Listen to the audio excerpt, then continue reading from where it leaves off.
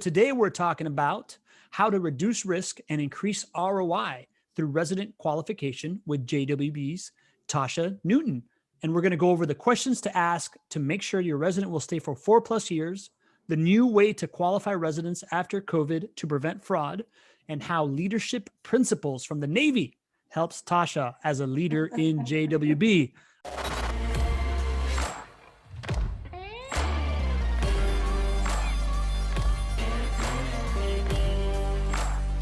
It is that time where we are officially live on Facebook for the Tuesday edition of the Not Your Average Investor Show. If you are looking to own rental income properties, you're in the right place. If you are somebody that owns properties in Jacksonville and you want to know about the best in-class property management, you're definitely in the right place today. And if you're a real estate professional looking for an edge in the Jacksonville market and some opportunities to make a little bit of extra money for you and your clients alongside of them, you're in the right place. And the next place to go after this is chatwithjwb.com. I am your host, Pablo Gonzalez. And today we have a new co-host. Greg is once again somewhere else. And we have the privilege to have the head. Tasha, what is your charge and your post there at JWB? Tell them. I am a leasing supervisor. So I oversee 8 agents and 3 admin. She oversees 8 agents, 3 admins. And really what she oversees is she makes sure that you get the best residents in your home possible. And you are, maybe few people in the world have like the oversight of so many properties, so many residents in a single family home environment, definitely in Jacksonville. Tasha Newton, welcome to the show. Thanks for having me. I appreciate you guys. It's great to have you. I appreciate you making time today. And I appreciate having the community already in the house. We got John Henning. Good afternoon. Nadeem Shah. Welcome. Carl Thompson from the Rocky Mountains. That sounds nice. Welcome, Carl. We got Leo F. Good morning from California. Who else we got in the house? We got Marilyn Cotterman from Homosassa, Florida. I don't know if you know this, Tasha, but that's the home of the manatees. That's where people swim with manatees. Are you aware of that? I actually got to go and swim with manatees here recently. Yeah, that's cool. I did. Sister Springs, I believe. Very cool. We got Trish Dixon from Raleigh, North Carolina. That's a new name I don't recognize. Welcome, Trish. Happy to have you. Hope you become a community member here, part of the family at the Not Your Average Investor Show.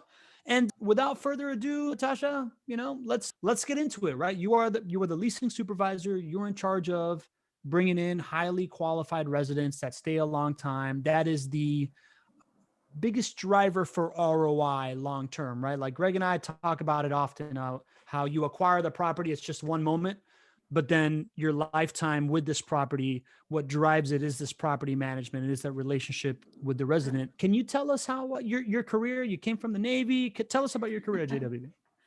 Funny enough, coming into JWB, I knew nothing about real estate, nothing whatsoever. I had not even bought my first home yet. So kind of bouncing around with the military, didn't really feel comfortable with going from one place to the next. So funny enough, I was still active duty when I relocated back down to Jacksonville.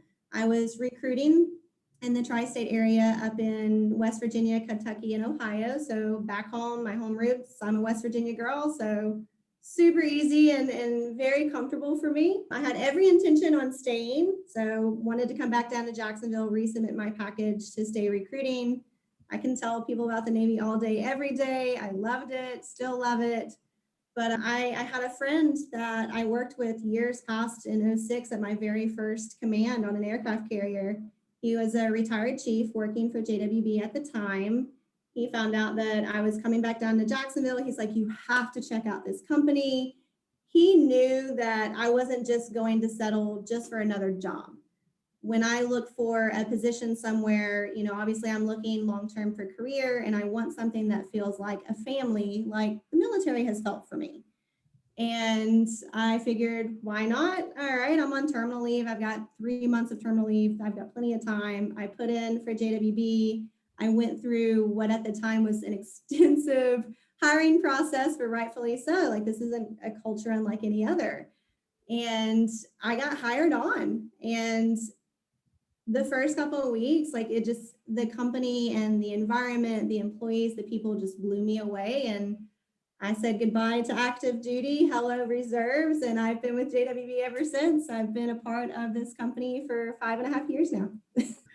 That's a long time. What was your first role at JWB?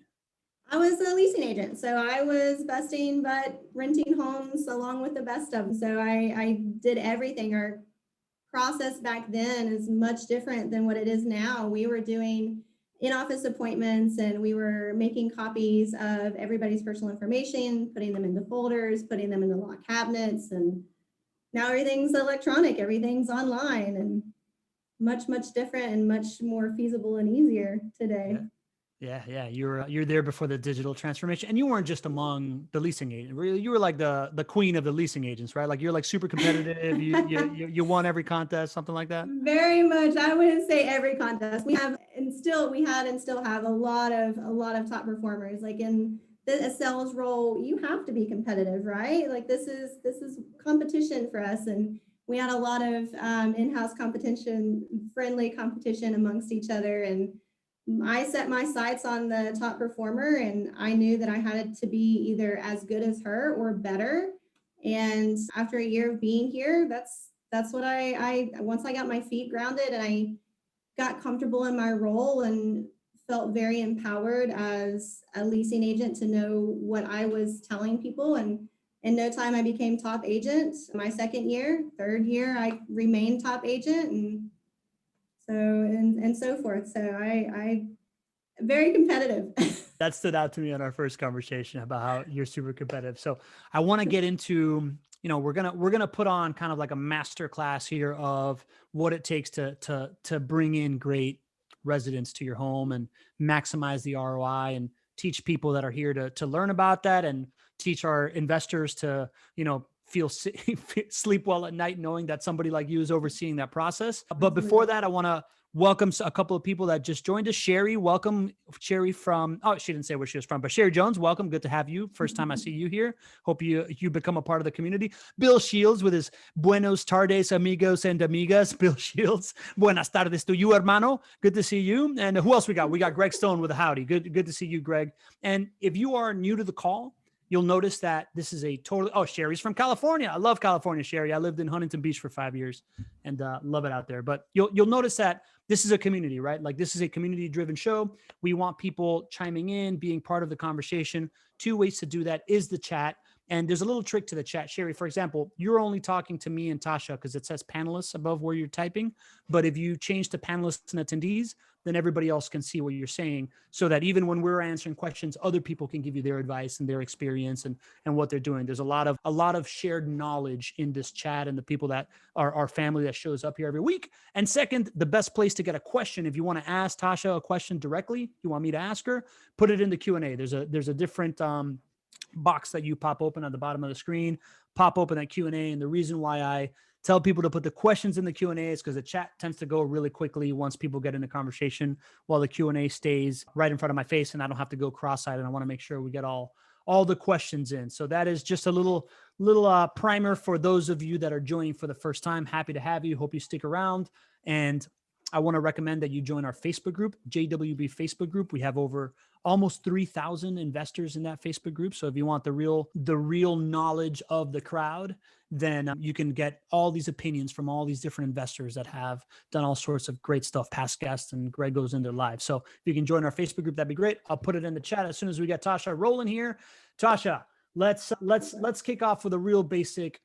What is the process for qualifying residents for JWB homes that you oversee?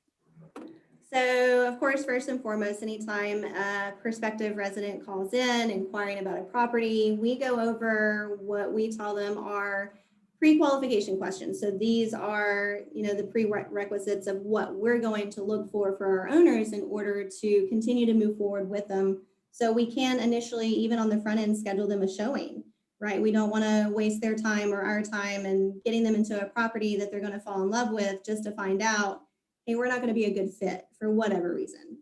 So the agents, each and every one of them, go over, first and foremost, what they're looking for. What do you need to make sure that we have what they're needing in our inventory? When are you looking to be moved in by? Obviously, we can hold and reserve a home for 30 days. We're looking for people that are looking to move within the next month. So if you're looking to move a few months down the road or even next year, which we've seen people that are extremely proactive wanting to look well in advance, we're just not going to be a good fit at the time because we're looking for people that are looking to move now. We ask how many adults, how many minors are going to be living in the household. We specialize in long-term leases. So one of the biggest things that we tell them up front is, if you're looking for long-term, we've got a 3-year lease term for you. So we're offering them that 3-year lease term first and foremost to see if that's something that they're comfortable with. Are you looking to stay in a home with yourself and your family for a long-term investment? Like this is going to be home for you. A lot of people don't like jumping from home to home. They don't like packing and unpacking and packing again.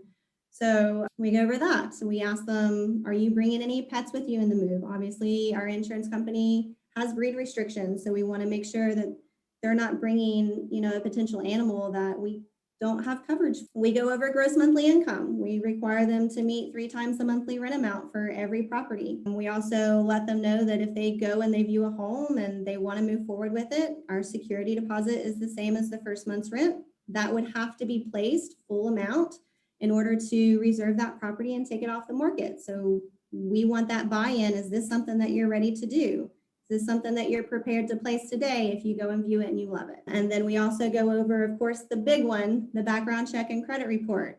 So we're not like other rental companies. We don't look for a specific credit score. It's not something that we initially are going to look at for a qualifying factor.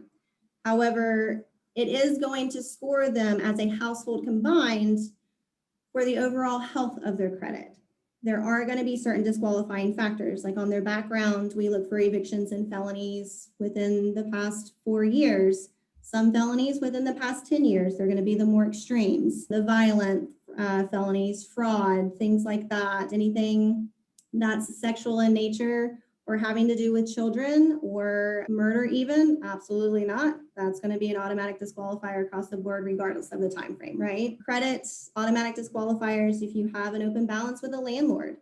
That's something that we look for within the past 4 years. If you have a foreclosure, a pass-through mortgage, and open utility debt, which has proven, data proven directly in relation to rentals, unfortunately, we're not going to be a good fit. So those are the biggest qualifications that we go over, with each and every applicant, to make sure that not only are they going to be a good fit for us, but we're going to be a good fit for them. Got it. So I took a couple notes here. So it sounds like the pre-qualification is timeline of how move-in ready they are, right? That seems like a good thing. If I'm investing in a home, I want somebody to come in real quick. The stay time, how long they're going to stay, right? You're promoting these 3-year leases right off the bat. And I want to dig into that a second. The pets, right? Making sure that they have the right pets, or if they have a pet, that it's insurable, their income. Then you go into background check and credit report. And you mentioned kind of like credit is, one thing to look at, but you have some pretty specific indicators in background check of what makes a good resident and what doesn't make a good resident. I'd love to kind of dig in on the stay time, right? The 3-year leases. I know that Greg and I talk a lot about how important the 3-year lease is, and also how difficult it is to get a 3-year lease, right? Like the idea that your ROI is greatly predicated as an investor over by how little the property turns. And most property management companies are incentivized to only sign 1-year leases because they make most money on the turn, but JWB does it the other way around because they make money when they sell a home. So if you could give us just from the front lines, like you mentioned some stuff that is real, right? Like I know that moving is probably one of the worst things in the world. So it makes sense that I want to be there for a while, but convincing residents that it's in their best interest to have a 3-year lease, 2-year lease. Can you talk us kind of like the experience from your end and what the resident experience is from that? Is that a tough conversation? Actually, it's a very easy conversation, much easier than what you would think it would be.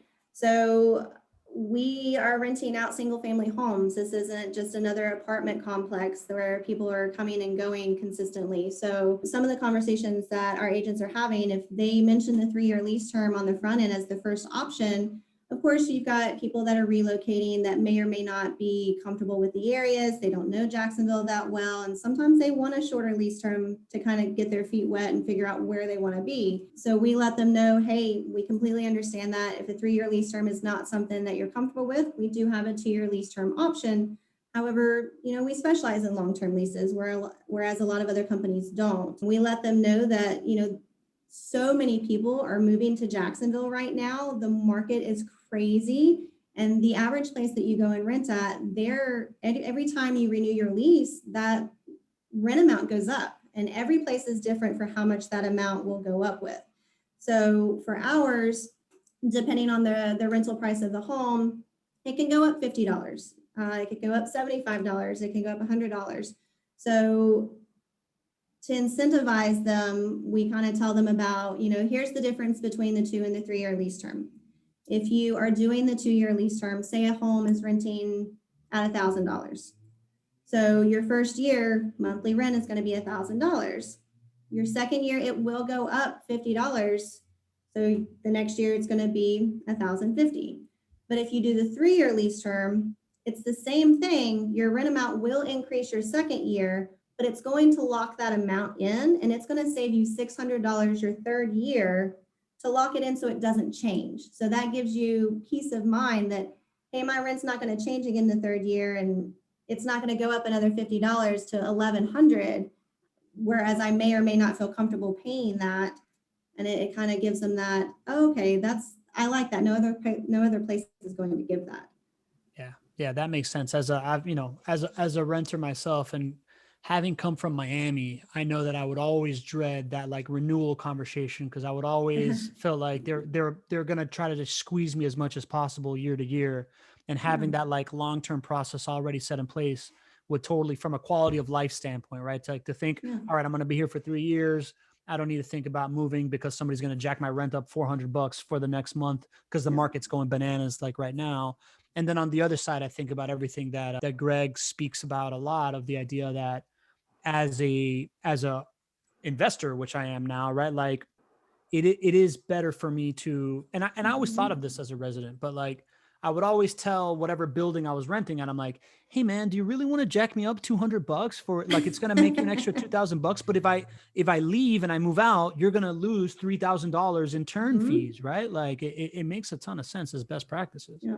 So our team, leasing and property management, both collaborate together. We want to keep a resident in the property for as long as we can, which will not only benefit the resident in itself, but it also does benefit the client. It does keep them from going through a property turn. It keeps them from having to pay another resident placement fee. It helps them tremendously. All those fees that they're accruing every day that home sits on market, it's beneficial to keep a resident in the home. So property management, even in itself and their goals, are going to do everything that they can to get that renewal that they need for the company and the client. Yeah, total win-win. Totally what Absolutely. JWB stands for, right? I like it. So, all right, let's dive into it. We got some questions. Like I said, this is a audience-generated show. So as soon as questions come in, we want to keep them coming. Tasha, quick point to you. When you chat you got to change from panelist to panelist and attendees in the chat so people see you responding if you're going to respond. I saw that you thanked people for coming, but it was only to me. So you're welcome. I apologize. Awesome. So Trish Dixon, who's from North Carolina, and like a lot of JWB investors are from out of state, right? So she's got a great question that I'm sure will help other people. She asks, what's the eviction process like in Florida? Is it a landlord-friendly state? Do you deal with that side of things, Tasha? I do not. So when it comes to eviction, that's more on the property management side. Leasing does not dabble in the eviction process, but working directly and hand in hand with property management, they are literally trying to do everything that they can to keep that resident in the home. So they're going to reach out to them in every way, shape, and form, through phone call, through text, through email, to do everything that they can to set them into a stipulation to keep them in the home. So that's the ultimate goal. We're not just going to throw out evictions left and right like they're candy. We want to keep them in best that we can, if we can. Yeah, and that makes sense. Being that keeping the resident in is the best thing for all parties involved, especially the investor. Do you have any sense of? So she asked, is it a landlord friendly state? Do you have any sense of any sense of that? Is Florida a landlord friendly state versus others, or is this better? She comes back on Thursday and asks Greg himself. I think that might be better for Greg to give. I mean, in my experience, I think it is a landlord friendly state, but that's going to vary per opinion. And Greg maybe will give you more statistics and data as far as that goes. Got it.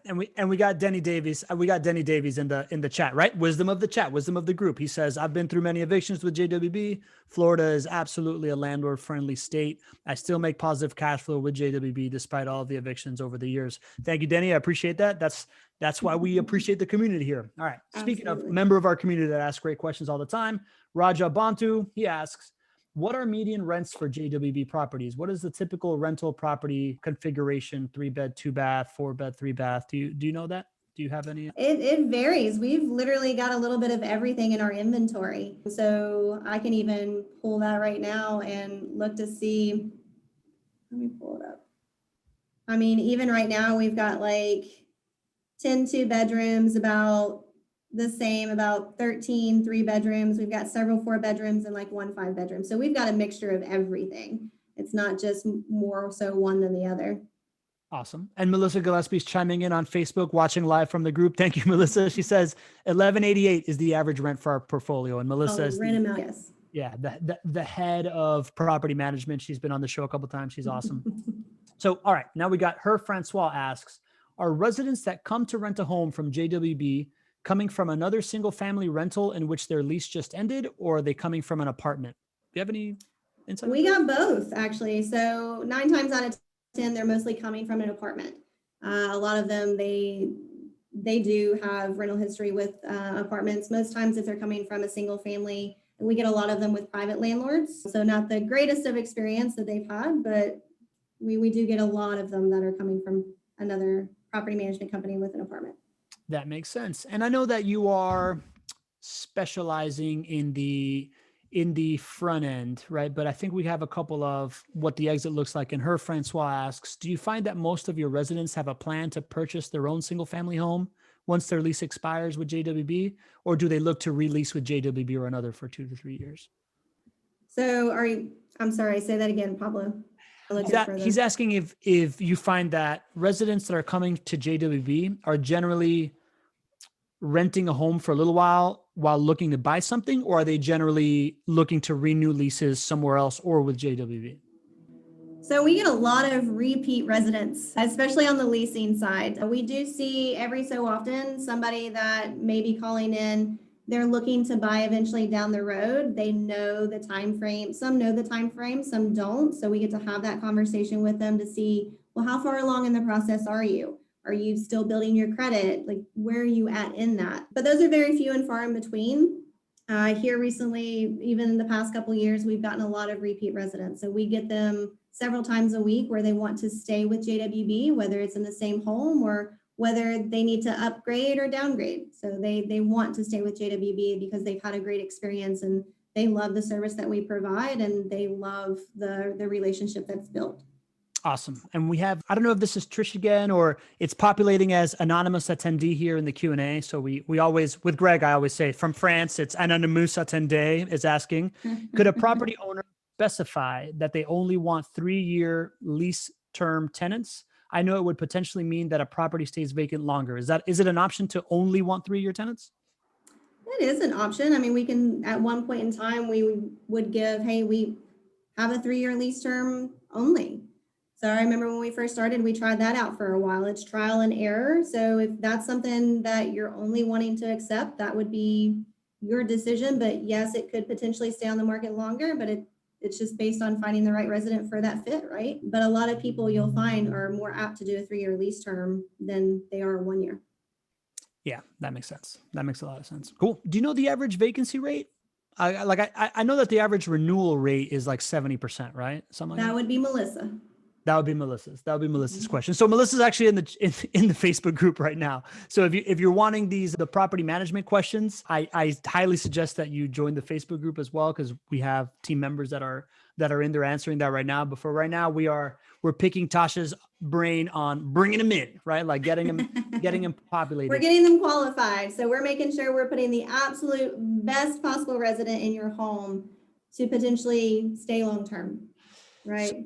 Yeah. So let's talk about, so Roger Evans has a good question. What information is the resident provided in terms of general upkeep of the home prior to moving in? For general upkeep. So we let them know that so they're going to be responsible for the utilities, right? So that's unless otherwise indicated.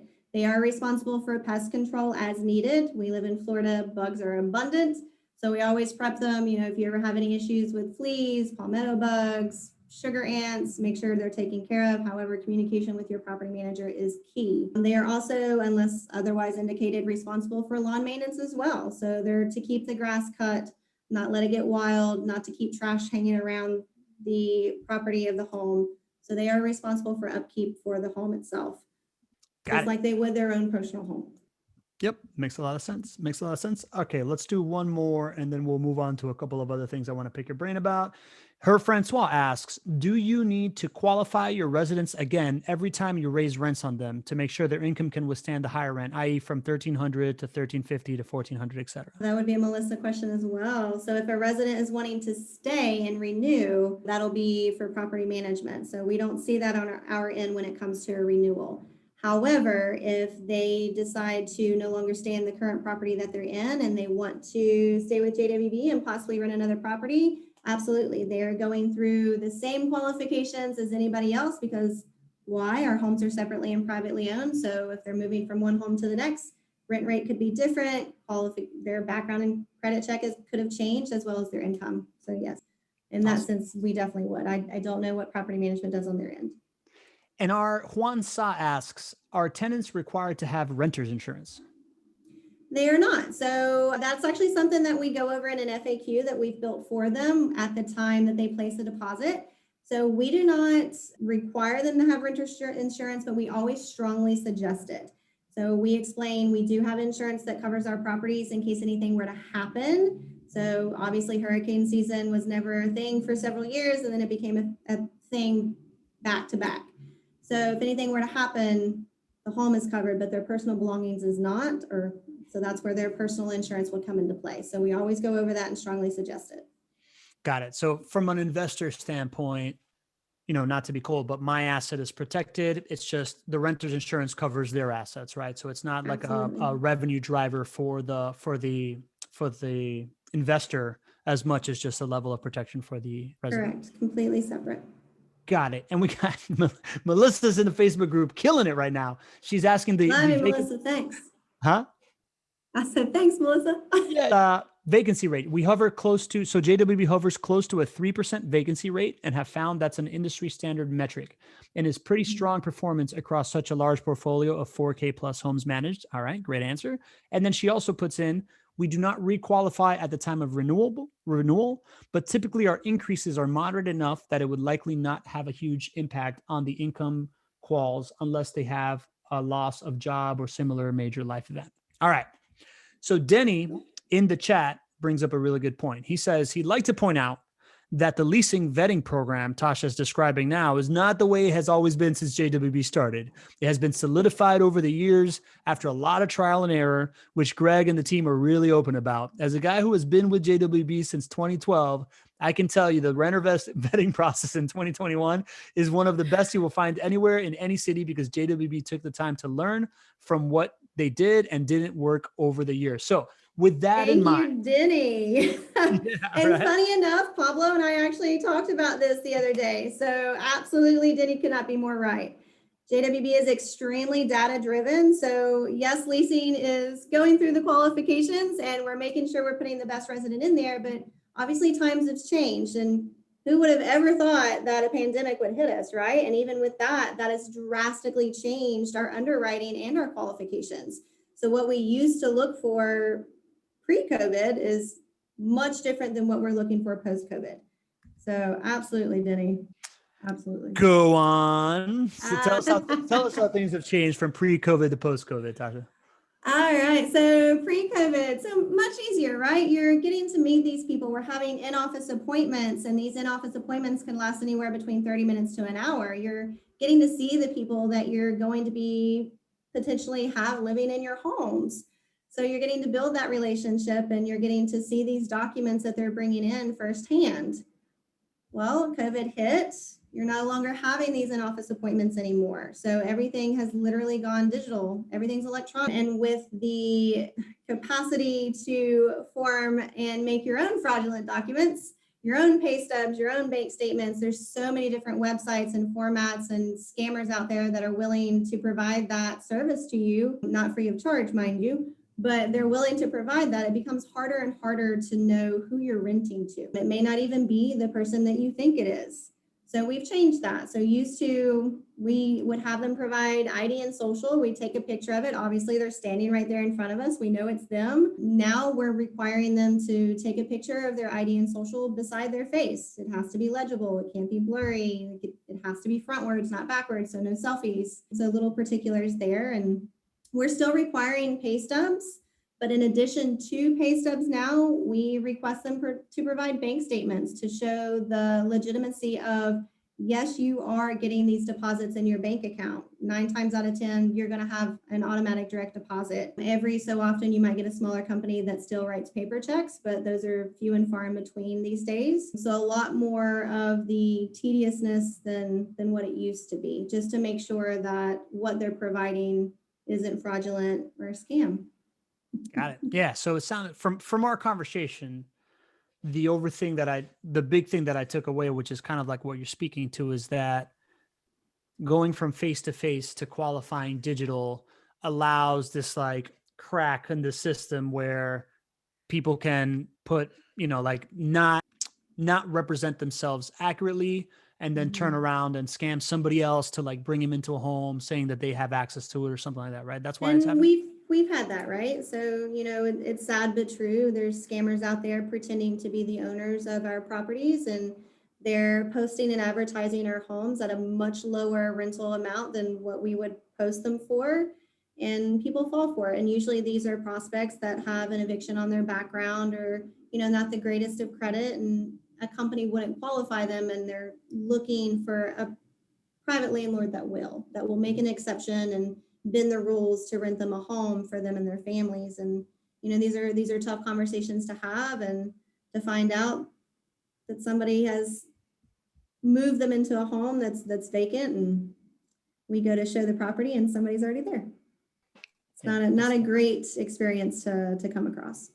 Yeah, that's real tough. So if you are, let's say I'm either somebody that wants to manage my own properties, or I'm interviewing property management companies, what do we need to really look for as far as this new way of qualifying people now that you're not doing it so much in person and it's being done electronically? What are kind of like best practices these days of making sure you got the right person? It's the ID with the picture, the bank statement with the pay stub, anything else?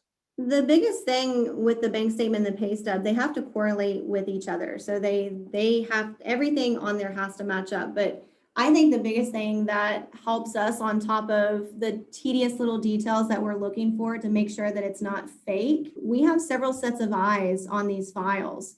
So the agent being the first and foremost. So they're sending the online application, they're running the background check and credit report, and whatever documents these applicants are attaching to their file, the agents are getting to see that firsthand. And then if there's anything left additional that we need, as long as they didn't automatically provide something fraudulent and we kind of deny them at that time, the agents will do a warm handoff to our leasing admins. Since COVID, we have brought on 2 additional leasing admins that have helped to take on that workload, to take it off of the agent's plate so they can withstand more volume. They can withstand more inbound calls. They can rent more homes. They have the capacity to do that now that we have the leasing admins to take that off their plate. So the leasing admins are going to be our second pair of eyes. So we're human, right? Human error is a real thing. We're not perfect, but the admins allow for that second pair of eyes to make sure that the agents didn't miss anything. And not only that, we have a third pair of eyes. So we have a young lady that works on our theft team. I call her our little investigator ninja. She finds things that even we can't see. I don't know how she does it. Don't ask me. I have no clue, but she is phenomenal and amazing. She used to be a property manager. And then once all of the documents are collected, it's getting sent off to the underwriter. So the underwriter will be the final set of eyes that goes through all the documents that's provided, making sure, the validity and the legitimacy of it. So we've got several pair of eyes on these files to make sure that we don't miss something, not only with the income, but the background check and credit report as well. Sometimes there's going to be criminal history that doesn't pop up on the background when you run it, because even with the court system, you've got a human person putting information into the court records, and sometimes human error happens with that as well, as far as misspellings of names or how they put in an address. So a lot can happen there too. Yeah, as you ran through all that, I thought of three things. One is the idea that to have that much like infrastructure put in place, to have all those sets of eyes, takes a certain level of company, right? Like the fly by night property manager or somebody doing it themselves is probably not going to be able to devote that many resources to all those checkpoints that seem to be necessary these days. And I think that's something to notice, right? Like whether you're doing it yourself or you are looking at a property management company that's going to do it for you, the benefit of having somebody with a real team is real based on this dynamic that's now happening. The other thing I think about, and this is more just like me being fanboy of JWB business processes, is having the right people on the right seat of the bus, right? Like having the ninja investigator person that's a really specific skill set, right? Like she blows my mind. She's really, really good at what she does. Yeah. Like I can open up the cupboard and I'm looking for, pasta and it's right in front of my face and I don't find it. Right. So like, I think that, but my wife will not miss anything. Right. So like having that one person that actually like loves looking for little minutia detail stuff is so critical and so valuable. And then the other thing for her, criminal justice major is perfect for her. There you go. Yeah. Right there. And then the other thing I think about is this aligning of incentives that JWB, does so well, right? And Greg talks about a lot on this show, whether it's aligning your incentives to make more money when your investor makes more money, which is the overall business model of JWB, but also your staff, right? Like as a leasing agent, or when you were a leasing agent, you're incentivized to bring people in, right? So like you're not super incentivized to like comb through all the details, but having somebody that's incentivized to bring people in, and then having someone that's incentivized, the admins that you were just talking about that have been such a great help to you, having them to be able to be incentivized to do that so that you can do your superpower and they can do their superpower, to me makes a lot of sense. But you know what? It's funny that you say that. So yes, the agents are incentivized to rent homes. And most would think that they just have tunnel vision. They want to get as many people as they can through the process to get their commission, right? But I've not seen that with our agents. So they legitimately put themselves in the owner's shoes. And there's been some cases, even if somebody's background check and credit report does qualify, doesn't mean they're going to be a great fit for JWB and our clients. So there could be a very tough situation where, a prospect will push back every step of the way. And, anytime that we request a document, or anytime we tell them the why and give them the big picture and explain everything to the T as to why we're requesting this or why we require that, it comes down to agents have told them, hey, I don't think we're going to be a good fit for what you're looking for, even if that costs them a commission, because we want to make sure that we're putting, again, the best prospect and resident into a home, not only for their paycheck and their commission, but to make sure that that's going to be a good fit for our property management team and the long-term relationship that we're building with our residents and the long-term relationship that that's giving our clients. So yes, they're incentivized, but just because you're incentivized doesn't mean that you're just going to put any Joe Schmo into a property. They legitimately look at it as if, do I want to rent to this person? Would I rent to this person if it were my property? Where does, that makes a lot of sense knowing what I know about the JWB team, but it's not a very natural thing in business, right? Like most people that are incentivized to do one thing, they just want to get that done because it serves their, where do you think that comes from? Is that a training thing? Is that a culture thing? Like how have you been able to build a team of people that think like that? So it doesn't come naturally for some, and some that it does.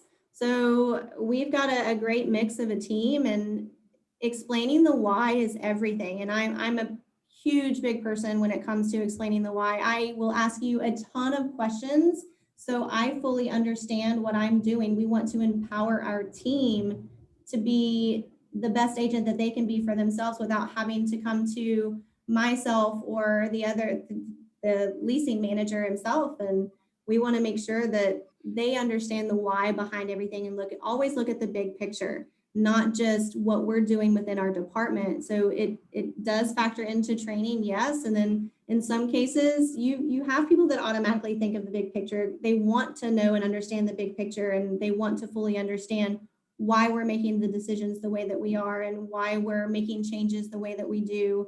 So we've got a phenomenal team that thankfully looks at the big picture and not just tunnel vision. You're big on that, right? Like you're big on the whole, like empowering people to understand the decision making. Is that something you learned in the military? Is that something you've learned in business? Is there some kind of like mixture of those? I think it's just a mixture of who I am and a mixture of the military. And I want to be able to fully understand what I'm doing because I like helping people at the same time. If somebody was willing and caring enough to show me how to do it correctly, I want to be able to give that in return and give it to the next person down the line instead of just throwing somebody in the mix and expecting them to figure it out themselves. I don't like that. I never did. I've watched leadership, along the way. And then you're going to have great leaders and bad leaders, no matter what position you're in or what company that you're a part of. But I've seen the terrible results of just throwing somebody in and expecting them to figure it out versus, hey, let me sit down and walk you through this to make sure you fully understand it. Because we want to make sure that you're able to give that same why to the person that you're talking to on the other end of the phone. So they understand why you're saying yes or why you're saying no. Yeah, that's awesome, man. That is the sign of good leadership, right? It's like thinking more than one level down from your direct report of like what their next conversation is going to be and empowering people to do it. And it's something that I see, it's in business books and, yeah, that's really, really cool. All right, let's knock out a couple more questions here. You ready? Cool. Marilyn Cotterman from Homosassa, Florida asks, approximately what percentage of the 3,500 properties are 3-year versus 2-year leases? Just curious. Do you know any kind of percentage or maybe on the way in, like what percentage of 3 versus 2-year leases do you feel like you place? You had to ask me that, and I wrote down that percentage. So we actually keep track of the average lease term that we do, and we go over it every Tuesday in our meeting. So we actually give every agent their own kind of reports to give, and that's one of them that we give them. So we try to keep track of that. I'd have to pull the report to see what it is. I'm so sorry. I can try to do that now while we're on there if you want to hit up another question. Sure, we can hit up another question. Just in case, and I'll get back to you on that one. I'll give you an easy one while you're pulling this thing up. How is the waiting list for rental properties right now with JWB? Around how do you have like a stream of potential tenants that are in the JWB pipeline? Jax has this like really high demand for real estate. Do you feel that? We always have people interested in property. So we can run anywhere between 40 to 80 applications in a week.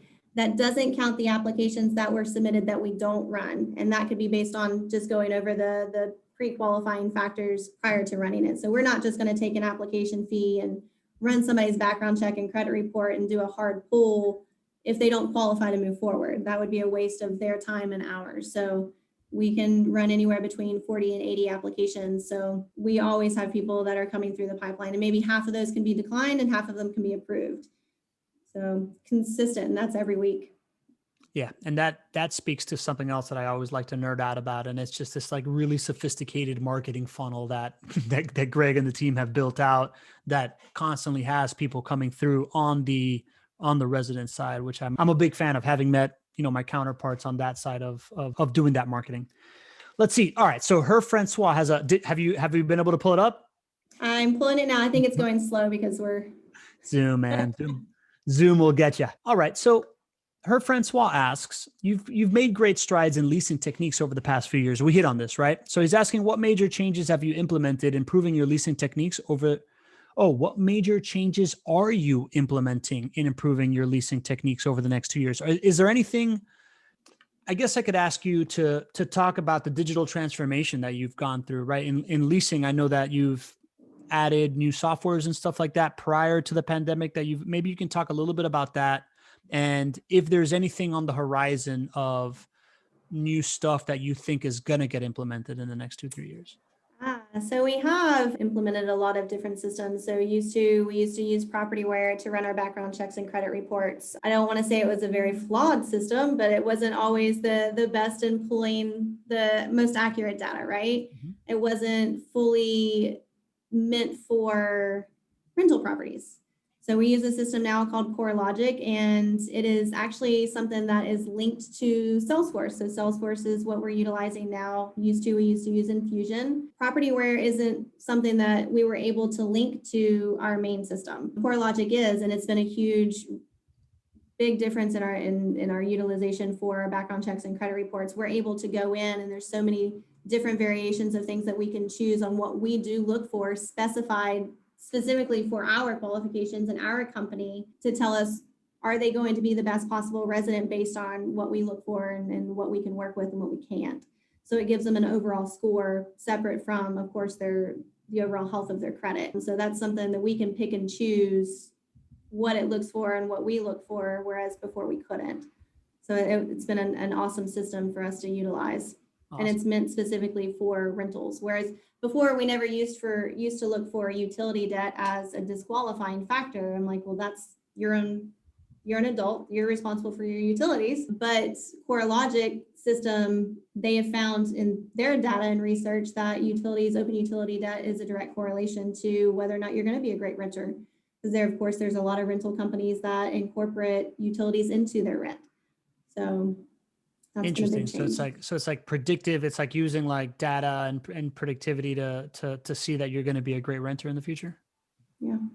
Very cool. It's not letting me pull it up, Pablo. It's like frozen. Oh, well, that's okay. What was it? Was it Marilyn that asked that? Marilyn, if you want to put that in the Facebook group, I'm sure someone else, I'm sure we can get back to you on that one. Let me see. We got a couple more.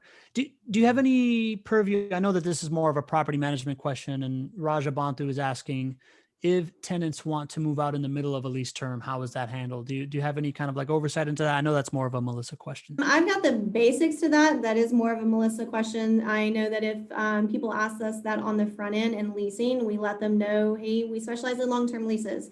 So if you're not comfortable and you can do a long-term lease or you can't do a long-term lease, we may not be the best fit for you. So we go over that first and foremost. And if they are still, determined and they want to move forward with JWB, we let them know that if you break your lease in the middle of that lease term, regardless of when it is, you forfeit your security deposit to the homeowner. You owe an additional 2 months rent plus any damages if there were any when you leave.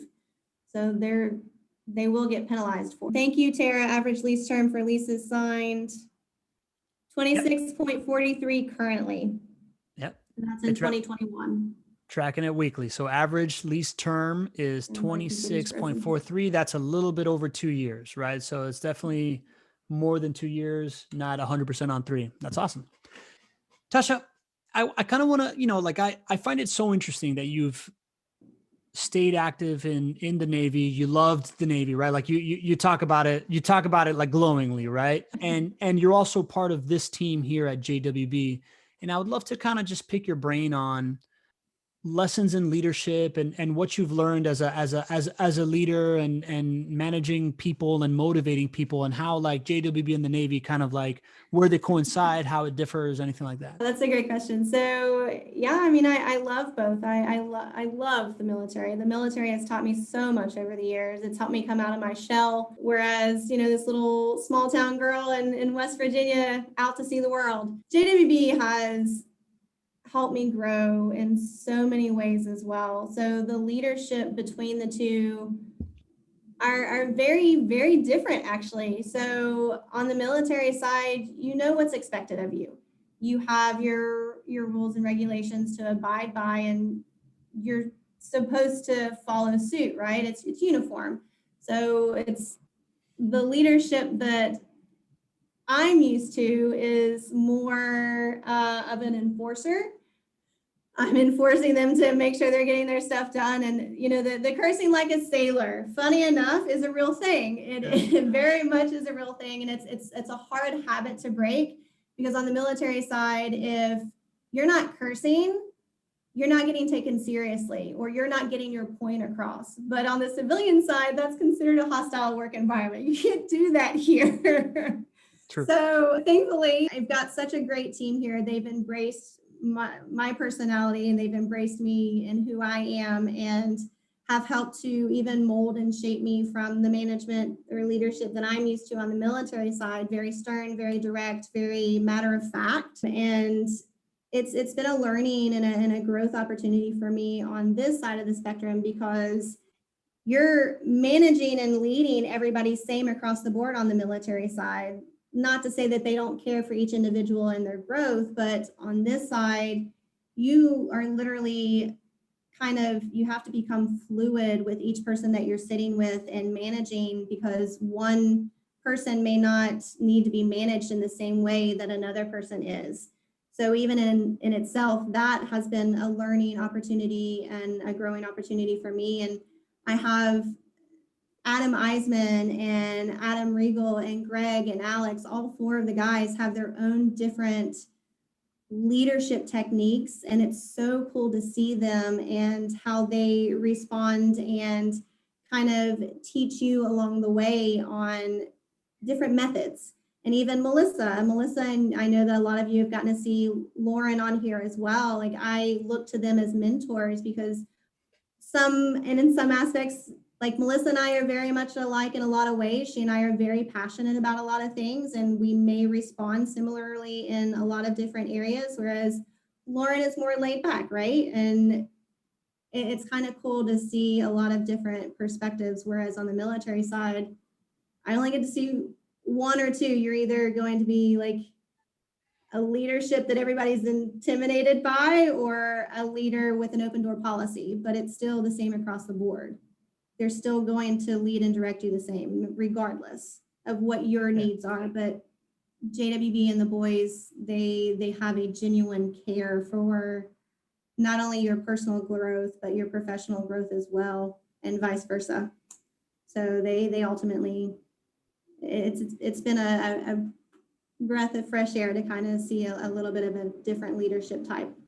That's cool. That's really cool. That's interesting. That's interesting how it's like, the Navy, it's open door or not open door, but it's one decorum, right? Like, it's one way of doing it.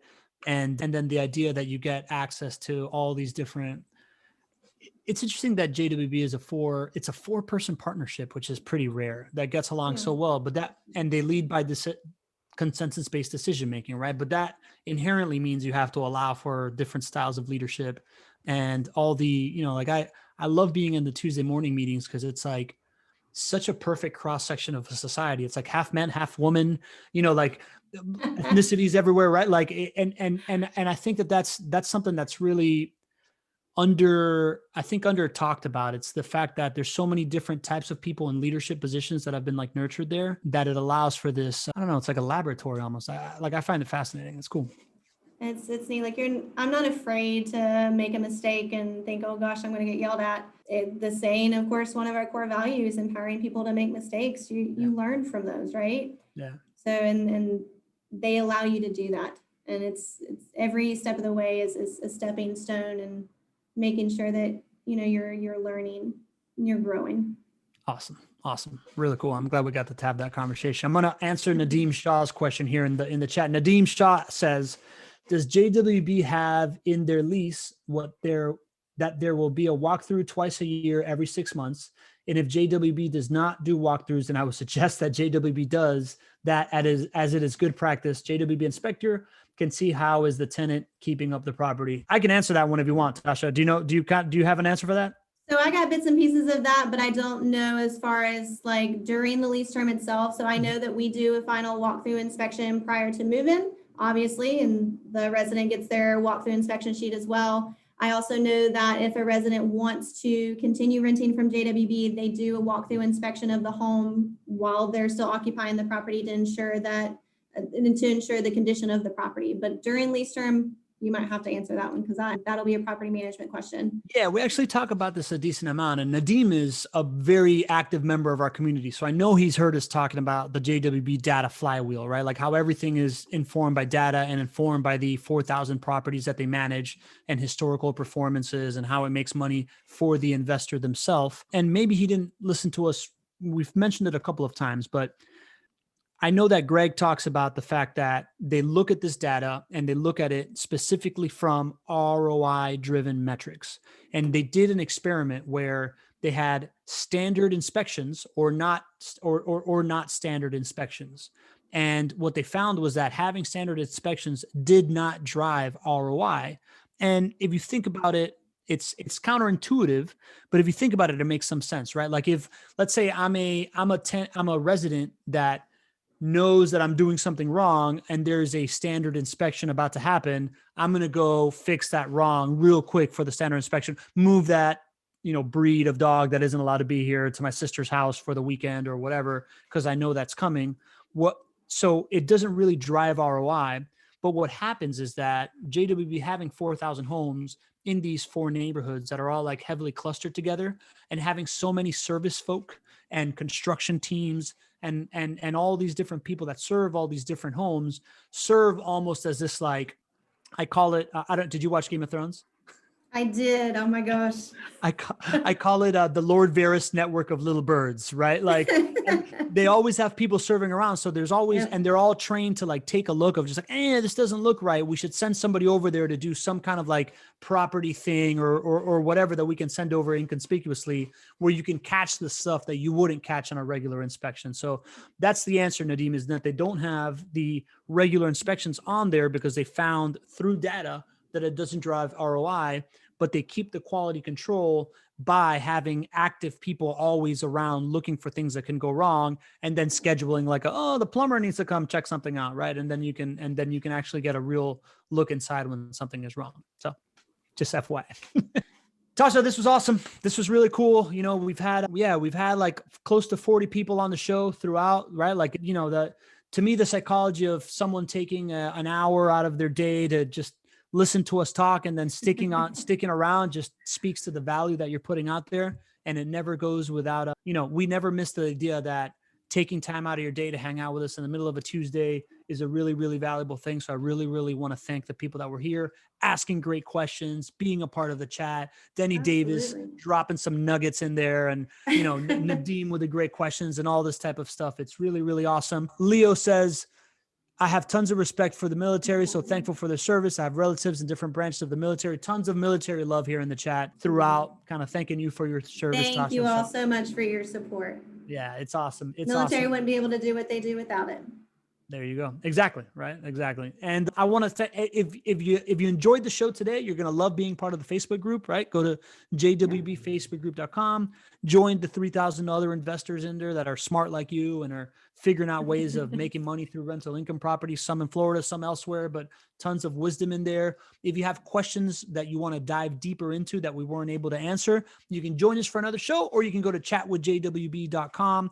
Hop on the call with Courtney and just get your questions answered. It's super easy. You just schedule with her, take a half an hour, and it's all about fact finding and how to fit it into your schedule. And on Thursday, Greg is still out, but we're not doing a property of the week. We're doing a property investor of the week. And we're actually going to have Jen Filzen, who's a super active member of our community, has been with JWB for a long time, lives in California, but invests in Florida, and her family invests in Florida too. So she's going to give her experience of buying properties throughout the years here on the Not Your Average Investor Show Thursday edition. And last but not least, Tasha, you took an hour of your day. You're a super busy person. You got a ton of stuff to do.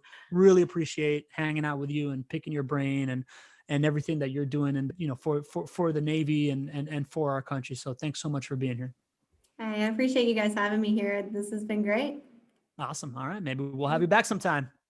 We'll see. All right. Have me back anytime. All right. Sounds good. Thanks, Tasha. All right. See you, everybody.